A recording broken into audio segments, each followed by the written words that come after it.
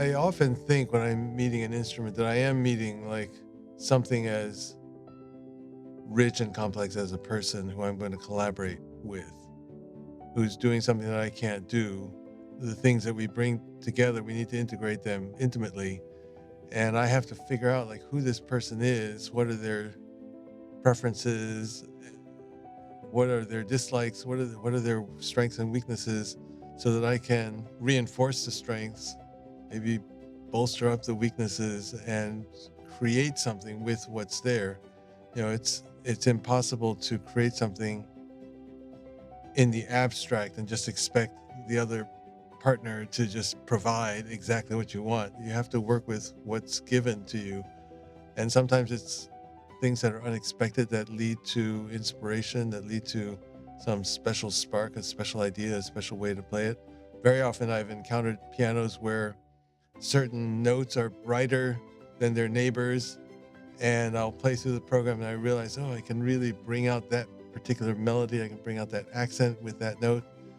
Other times it's a note that's inconveniently loud or soft, and so I have to bring it out. I have to coax it, or I have to soften it a little bit. Be careful around that note.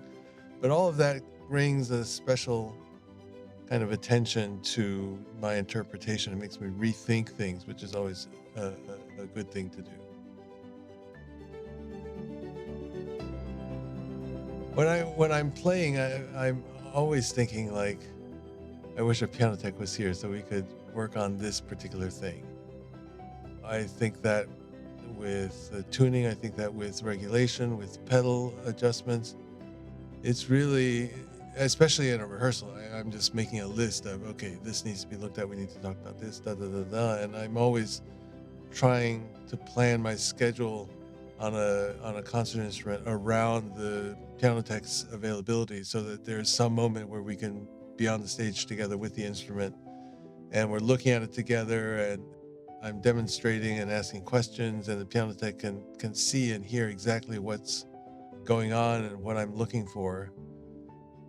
And then one of my absolutely favorite things to do is just to sit in the audience while the piano tech is tuning and regulating, just to be able to get to know the instrument.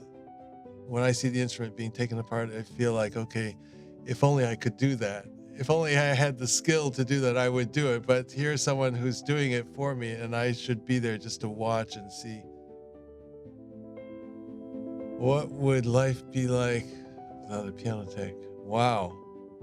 Well, I guess I would have to learn all the piano tech stuff. I like to think that I know basically how the piano works and could repair quite a bit of stuff, but it's always fascinating when I do come across an issue with a key, a note that doesn't repeat, a damper that doesn't function right. What I think is the solution very often is not the solution that the piano tech would advise. I'll ask my home piano tech, who knows me and who knows what I want and who knows my instrument, and I'll say, "Hey, I think such and such is happening," and he'll say, "Nope, not at all. It's this other thing," and he's always right. So I don't know, if there was no piano tech in my life, the piano would probably just go into a twisted state at some point and not be able to function, because I would have tweaked it in the wrong direction hundreds and hundreds of times until it broke. And about 5 minutes into a 20-minute piece, I played a D, middle D, and it just stayed down. And I was playing, and I heard this D, and I look down and I see the note is like stuck down. I'm like, okay, I've already been playing for 5 minutes. I don't want to stop now if I don't have to. Maybe this is just a one-time thing. So I lifted up the key at a free moment with my thumb and just continued playing. And then I came back around, played the D again, and it stayed down again. And then I said to myself, okay, now I'm really invested in this piece. I really don't want to stop and interrupt the flow. Where can I lift it up, and where's the next D? So my mind started racing just a little bit ahead of the music. Oh, here's the next D, and here's where I can lift it up. Here's the next D, and here's where I can lift it up. And I just kept playing and lifting this note. And of course, it was just like a crazy mental exercise, but I was somehow put in the zone because of that. And that turned out to be one of the better performances of that tour. I was really quite happy with that, even though I would never wish that on myself or anyone ever again. That turned out to be a really interesting musical exercise, a real performance challenge.